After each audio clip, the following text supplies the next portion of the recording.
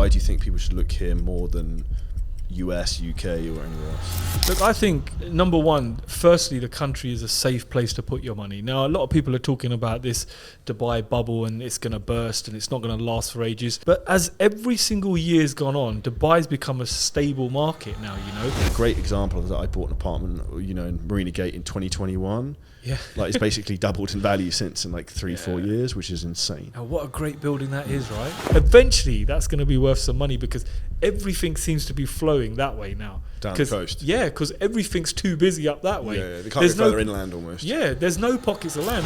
Do you think people are better off Airbnb-ing those type of properties or having a long-term rentals in terms of maximising their ROI on their investment? So if you want to make loads of money, one of the easiest ways to do this, in my opinion, is with investing in Dubai real estate. Today we have got James, who is a master and a wizard of investing in Dubai and has helped me make a lot of money, and we can talk about some of those deals today. So big thank you for your time today, James. Oh, thank you so much, man. I've been looking forward to coming on your podcast. Firstly, if we look at Dubai real estate, I have a background in property in the UK, as do you, and you have a few properties there still. Why should people look at Dubai?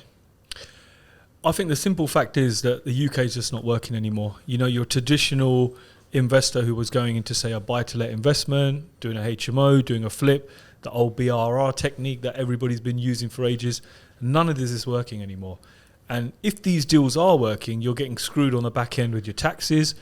And now with the new Labour kind of budget about to be announced anytime today, sometime, I think it's just going to screw people even more.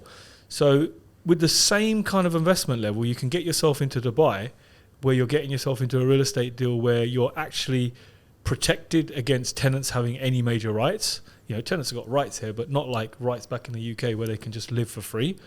Secondly, that big tax impact that everybody talks about. You know, you're not getting hit with tax on your earnings, and now property guys are going to get hit even more. So I think just it's a safe place to be where you're getting those yields that people used to get back in the 80s and 90s. So when you look at the figures, for me, it's just a no-brainer. And I think more and more people are cottoning onto it where they're like, okay, it kind of makes sense now.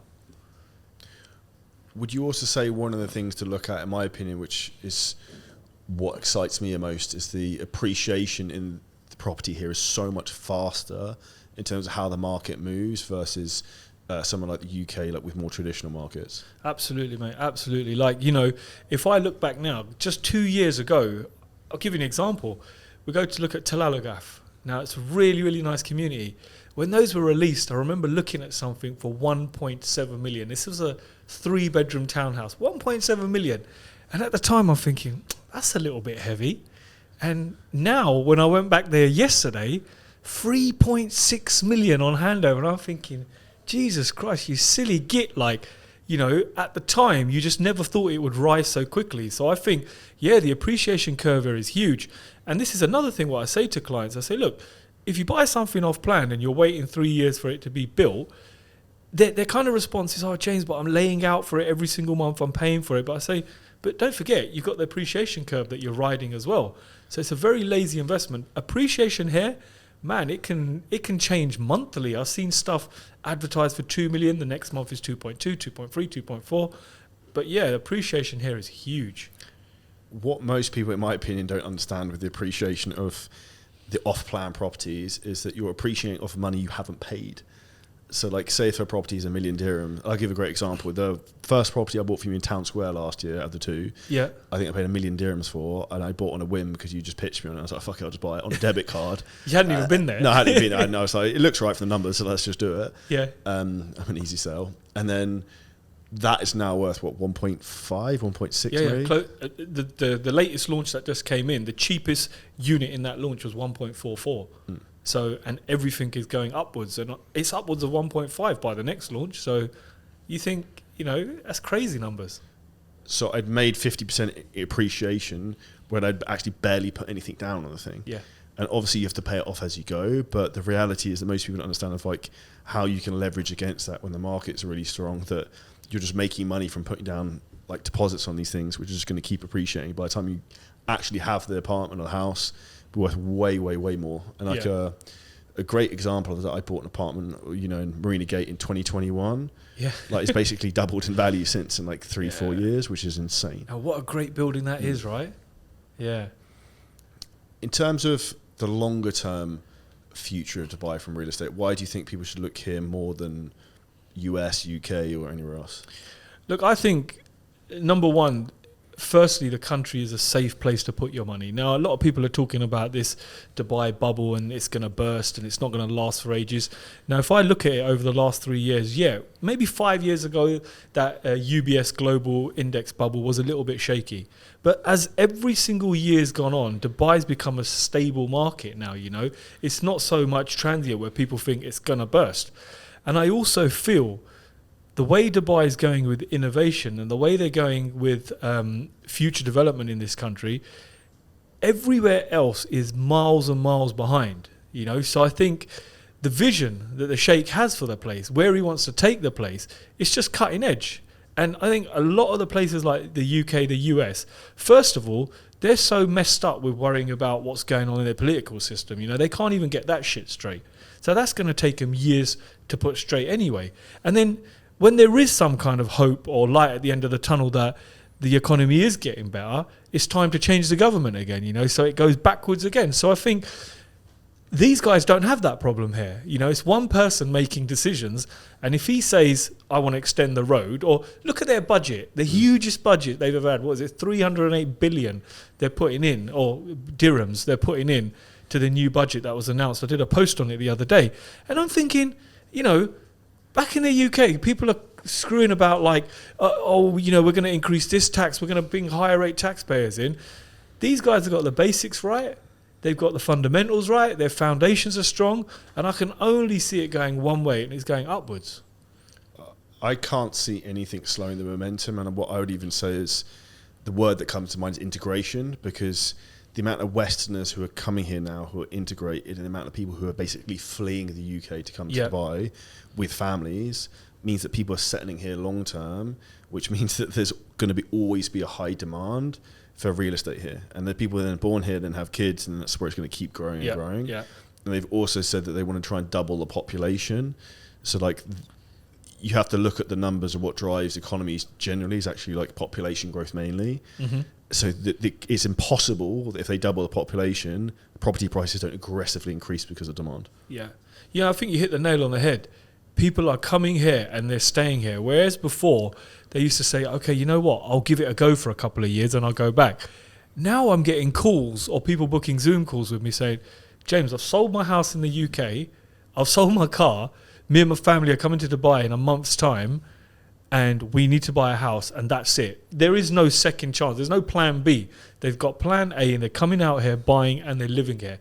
And I'm seeing that time and time again. Even where I live, there's a lot of Europeans, and people are just buying.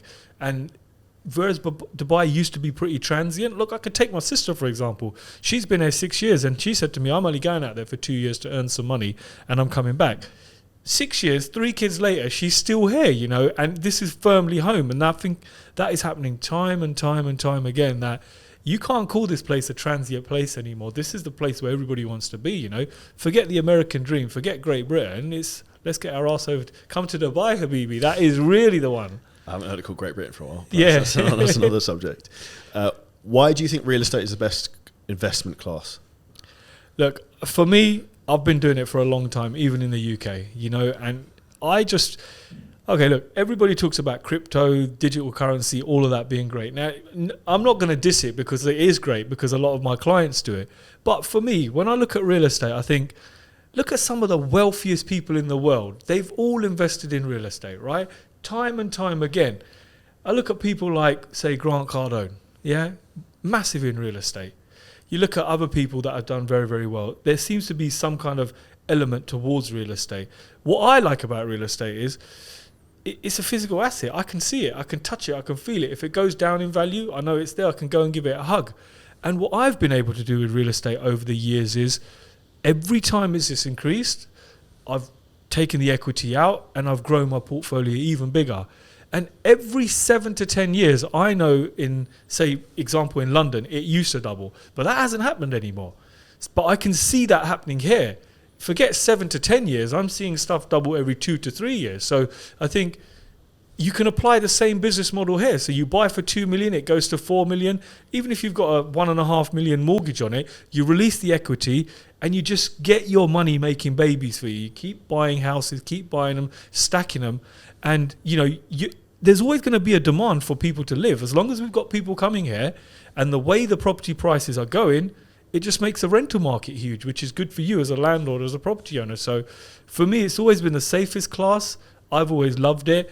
And, I know people say Bitcoin, Ethereum, all of these cryptocurrencies. But what I find is even those guys, when they make profit, James, I want to buy a house. It's like, hold on a second. A few years ago, you were saying Bitcoin's the one thing that I'm invested in. But all of you guys come back round and you want to put your money into something safe. My theory in my head is to put money into high-risk assets like cryptocurrency, then pull the profits out and put them into low-risk things like real estate, which is going to appreciate and then also cash flow. And if you just cycle between those two things, you can't really lose money. I think where a lot of people go wrong is actually give a really good example.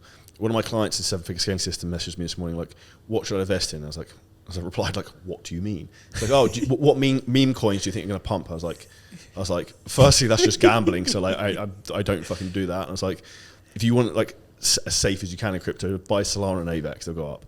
Yeah, in my opinion.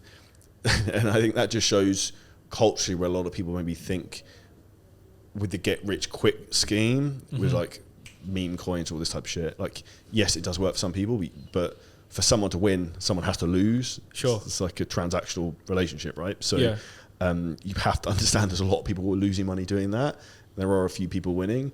Whereas if you physically buy a house that you own, you can like touch the thing. It's there. Like no one's stealing that from you or stealing your ledger or you're getting a crypto wallet hacked. I've had a crypto wallet hacked and had 15 grand taken before. Like nothing you can do about it. It just is what it is. No one's going to go and like steal your house overnight. That's what I say. Like when your Bitcoin goes down, where's it gone? It's gone into thin air, right? At least when your property falls in price, you can go up to it and give it a hug and feel sad with a physical asset that you can hold. So yeah, I mean, it's always been maybe it's a generational thing as well. I mean, in the Asian culture, Indian culture, those guys came over in the 60s, and it was always like, let's buy a house, and it's just gone down the generation. I don't know what it is, but every successful Indian I know has a great property portfolio. Do you think people should buy where they live or rent where they live? If my wife's listening to this, she's going to kill me, but I think people should rent where they live. Because I think buying your own home becomes a bit of a liability. You got that chunky payment going out. If something goes wrong with the damn thing, you've got to look after it. Like I remember back in our place, we had when we were in London, for example, I had some cracks appear on the side of the wall and I'm thinking, this is nothing, man. I'll just fill it in. It's bloody subsidence. And they've got to dig these massive pit holes out. They've got to underpin the building. You get a bill for 35 grand later. Okay, it's not a huge amount of money, but you think, that is, if it was rented, I'd be ringing up Mr. Landlord and say, well, there's a crack. He's going to have to put me in a hotel until he gets all of that sorted. So I think you should have loads of investment properties and just rent somewhere shit hot. Something really nice. Go and get that luxury villa even if it costs you 10 grand a month, 15 grand a month, whatever it might be. But it's not your liability. It's somebody else's liability that you're technically enjoying off of all the money that's being bought in from your rental properties. One of the downsides potentially I can see with real estate investments property is there can be some hassle for it. What would be your advice for someone in terms of how to have it hands off? Okay, so I think when you're looking at going into a real estate investment, especially here in Dubai, I think you want to work with someone who can take care of everything from A to Z. Now, what I mean by that is, I always say to my clients, I say the real work begins once I've sold you something. Whereas a lot of agents are like, okay, I've sold somebody something, I'm gone. They don't see the longevity in a client. A lot of people out here, because it's a low barrier to entry game, let's be fair. People want to sell, earn money, and they're gone. But I don't see it like that. I always say to people, deal with a brokerage that firstly advises you correctly, secondly sells you the best product, makes sure that they're getting you the best payment terms, and then after that, the brokerage is still there to make sure during the handover process, if you're in London, Scotland, wherever you might be, you need somebody to physically go in and think, okay, have these walls been built? Is this aircon working? All of that. And then you need someone who can manage it for you as well. So you just want, I would say, the way you mitigate your risk is go with someone who looks after the whole process. You don't want to be buying something and they're thinking, shit, I've got to come over every 6 months to view it, to see, tick things off, is it done? Then I've got to come over and find a tenant. Then I've got to go and use another agency to put a tenant in. When we sell you something, I always say it's a marriage. You're married with me for the next 3 years. It's not a, one night stand, in, out, shake it all about, bye bye, see you later. No, I'm going to be the most annoying person you've ever met because I'm there. Because look, for me, it becomes personal. It really does. I look at some of the properties that we've sold, and when I see them, they're like my own little babies. I treat your money like it's my money because you're not buying a packet of sweets. It's a huge investment. So yeah. Mitigate your risk by working with someone who not only loves the process but who gets it. How many of your clients buy more than one unit? I would say it's creeping up to about 50 to 60% now. They'll buy one, then they start getting the itch because as soon as they see that actually, like you hit the nail on the head, when you see that actually, shit, I've only put a little bit of money in. Once the penny drops and you think, I've made profit on money employed, not the overall amount. You've got to be really stupid if you're looking at this thinking, I've only made 6% on 2 million, but you've never paid 2 million. You paid something like 10% or whatever. As soon as the penny drops on that and they see that the payment process is actually quite streamlined and that they can link it to, say, income, business income, or they might have income somewhere else, we find more and more people are doing that. I mean, I've got obviously clients like yourself who are up to multiple units. We've got, I would say, 50 to 60% of people are now 2 units plus. That for me is the biggest no-brainer. Even I think the one I bought in downtown from you last year, where the guy had to sell it. Oh man, what a crazy deal that was! I looked at it, it's like, okay, the amount of money you have to put down versus the payoff period in terms of paying off is like, there's no way this isn't going to appreciate shitloads over that period of time. Yeah. And I think that's where people look too much at the front face value rather than like the projected growth over a period of time, and also how much actual of your own capital you've put in at that point. Yeah. I mean, look, I still remember that deal because I sent you over the spreadsheet for it, and I think you took something like 7 minutes and said yes. Because like I think a lot of the investors that look at the figures, if the figures work, it's a yes. If the figures work, it's a no. And obviously, if you've got the money there or you can forecast the money, it's a very, very quick decision. But even now, I'm finding like normal husband and wives are just like, you know what? We need to do this. Forget it. We've been in these stupid buy-to-lets for so long. It's interest only. Even when people are financing them 50% of their payment on a mortgage plan, the penny drops when they realise, okay, I'm actually paying this loan down. Whereas in the UK, you can have a whole portfolio just built on interest only. But what happens when 21 years of your 25 years have gone past? What's your exit strategy? I've got people that I know that have got 50, 60 properties. They get to the end of their life at 65, not end of their life, but they get to 65 and they've now got a problem on how do they pay these loans back? They haven't taken any kind of life insurance to cover themselves. So now they're in a position thinking, okay, all I've got is cash flow. The future generational wealth that I was building, I wasn't actually thinking about paying down my loans, so I've got something for my children. Now, a simple thing to do with that is make sure you've got a whole of life policy that covers all of your loans, So mortgage your portfolio up to the sky, But when you die, if it's all paid off and then it goes on to the next generation, it's like a clean slate. But it takes complex trusts and shit to do that. But, you just got to be a little bit clever in your thinking. What's the biggest mistake people make buying into Dubai? They get sucked in by developers. Now, I always say, do not go to a developer directly because they are, number one, they're only going to sell you one product. They're not going to give you a whole of market opinion. And these sales guys are trained in this NLP shit. They get you in a room, 3-4 hours. I've had people say to me, James, I don't know what happened in those 3 hours, but they made me sign. I go, what do you mean they made you sign? I goes, the way they were working with me, the things they were saying, they actually made me sign. So I think some of the biggest mistakes people make is, number one, they go direct to a developer. Don't do that. Go to someone who can take you on a whole of market, give you an honest opinion of everything. Number two, if a developer's saying to you, you need to sign there and then, otherwise this deal's gone.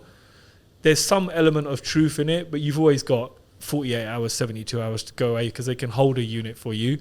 And I would say number three, if it doesn't feel right in your gut, don't do it. Walk away. If someone spent a week with you and you're thinking, no, this don't feel right, or this guy's a wrong and I'm not getting a good vibe, just walk away from it. Because like I say, here in Dubai, because it's such a low barrier to entry, a broker is going to take you where they're going to earn the most amount of money. Now, if a developer's offering them 10% commission, a Rolex, if you sell a whole floor, we'll give you a Tesla Cybertruck. All of these things are true, by the way. These guys are going to take you there because they don't give a fuck about you. Once they've been paid, they're gone, done and dusted. So those are some of the things I would say just be wary of. Ask questions. Oh, the other big question is, ask your broker, do you own property in Dubai? Have you bought in Dubai? And if the answer to that is no, you need a new broker, man. Get yourself a new broker. But yeah, it's not congruent at that price. Exactly. Because if you're, like, if I'm selling you, say, Town Square, which is my area, I'm invested there. I live there. I buy there. Any profits we make, we put it back into there. Because the proof is in the pudding, you know. I'm not going to sell you something where my money isn't. And I always say, ask your broker, do you own one of these? If the answer's no, you know, you got your answer. Why? If it's that good, why haven't you bought it? Do you think Town Square is still a good area to buy? Yes. I still feel, even at the price it's increasing up to, it's still very undervalued in comparable to every other community. Last month, 96% occupancy, which means it was one of the highest. It was 1 or 2 in the whole of Dubai in terms of where people are moving to. Really? So I've got people leaving Arabian ranches saying, look, I'm downsizing because I don't have half the facilities. Yes, Arabian ranches, Ema, great developer, but everybody is realizing that we need a community. You know, in Town Square, you can walk out your apartment, you can go and have a pint, you can go and have a meal. Got Nando's. You got a Nando's, you got a Five Guys, you got now Italian restaurant, you got all these restaurants opening. It's very, very multicultural. They celebrate every kind of religious festival, Christmas, not that Halloween's a religious festival, but Diwali, Eid, all of those. And people are realizing there's a real sense of value in community. And I always say, Town Square for me is one of the best areas because no other area that I've been to, even really, really nice, Dubai Hills, say for example, I've got a client who owns a 15 million dirham villa in Dubai Hills. He bought a 2-bedroom for me and he said to me, James, I do not have half of the stuff that you've got here in Town Square. He goes, I take my kid to the park and there's rat poison. He goes, what the hell? And this is supposed to be this really nice affluent community. So I think Town Square got it right. And the reason why I believe they got it right was because there's an old English boy who designed it and he realized what people needed. Simple things like pavements to walk on, you know, zebra crossings to press the button so you can cross the road, parks where you can take your dog, a pub, restaurants, coffee shops where you can hang out, where you can walk the whole community, you can run the community. So for me, even right now, it's still undervalued.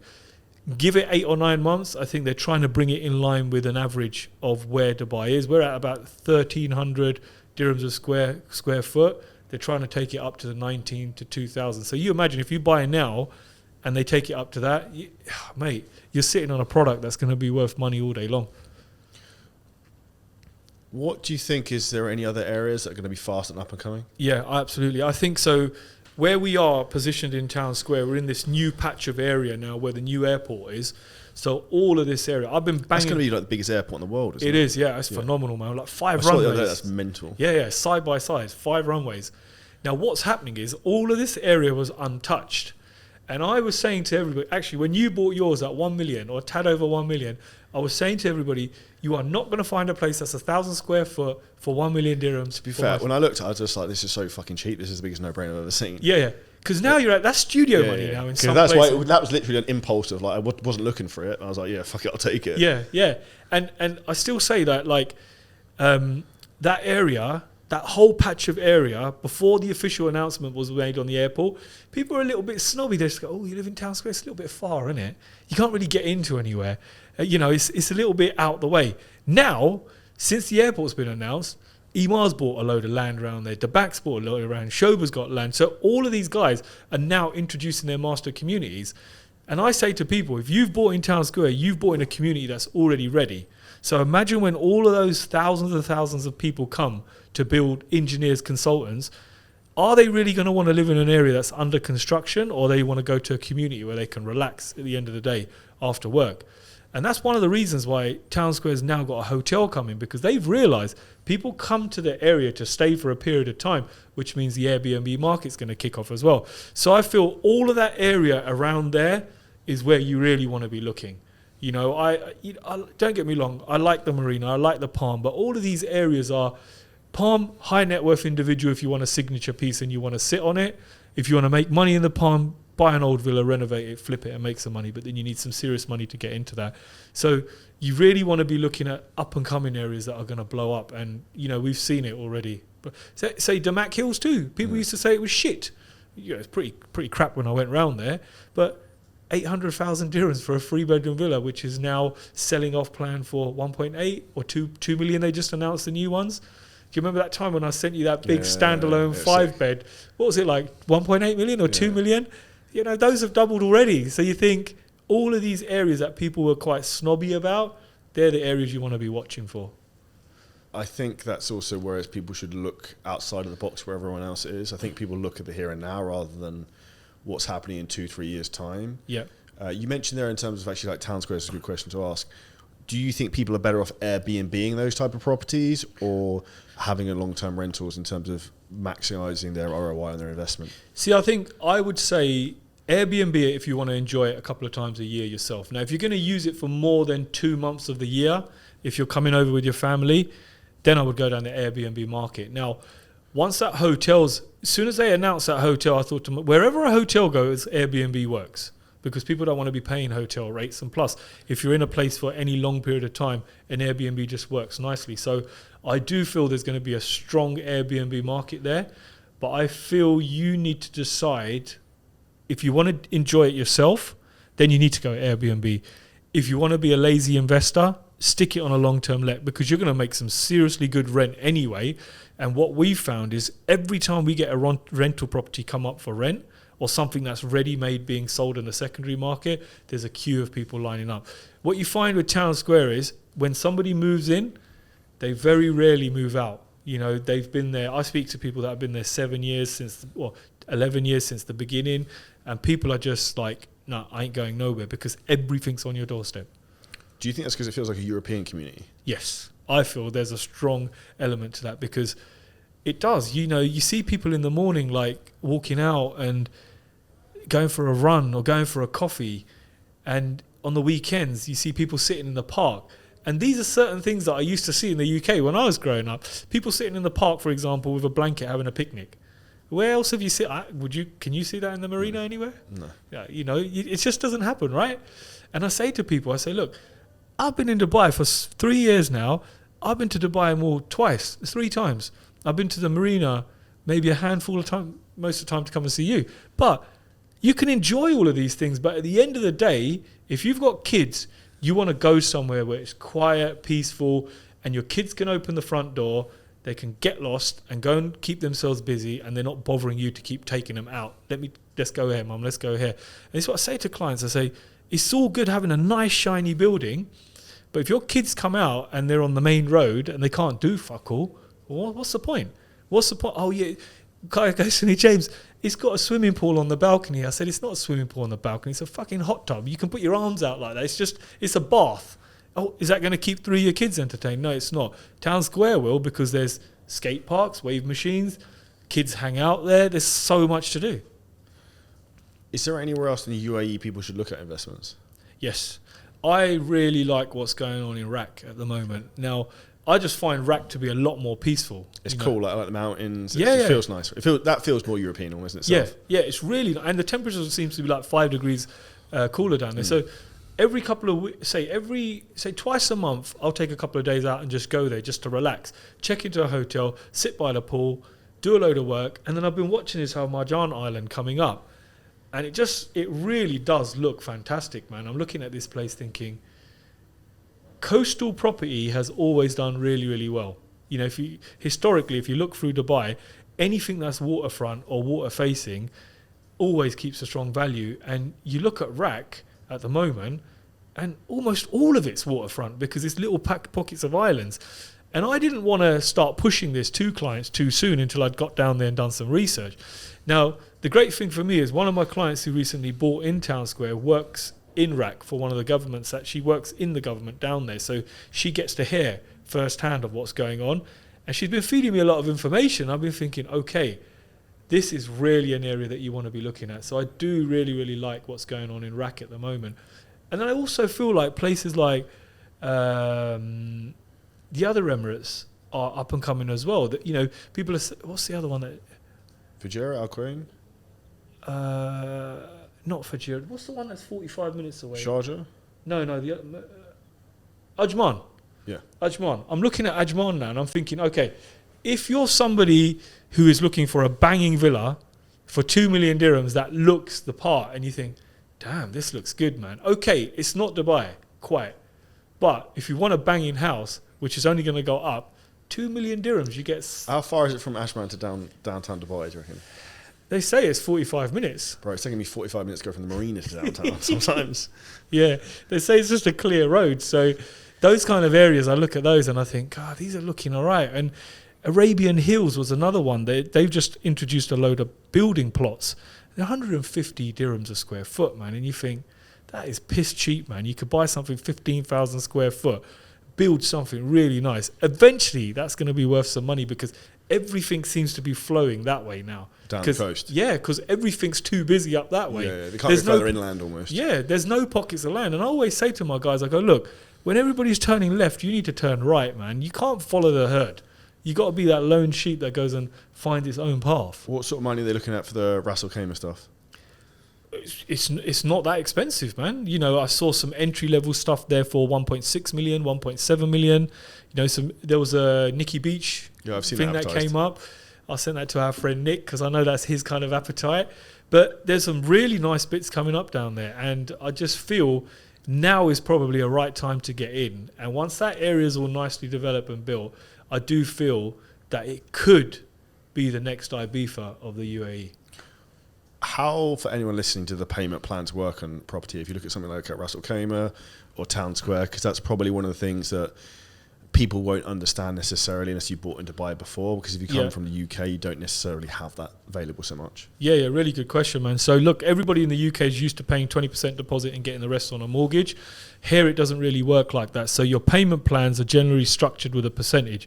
So you'll hear this term kicking around 50-50, 60-40, 70-30. And basically all that means is how much is due during the construction stage. So if it's a 50-50 payment plan, like say Town Square is, 50% of the value is due during the construction. So if you buy something for 2 million, 1 million of it's going to be due over the 2.5 years that it's being built.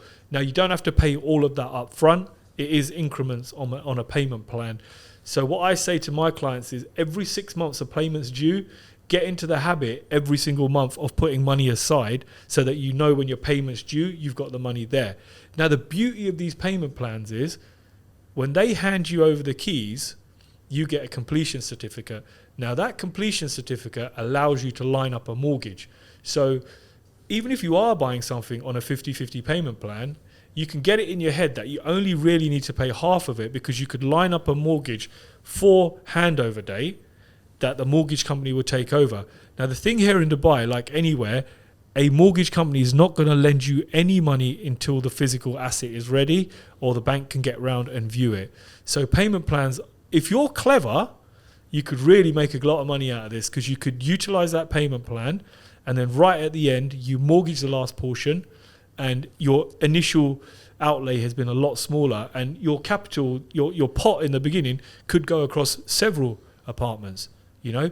Now, certain developers, you'll notice they'll give you, a good developer will always give you an aggressive payment plan because they know they don't have to give you a payment plan. So it might be 80% due and 20 at the end.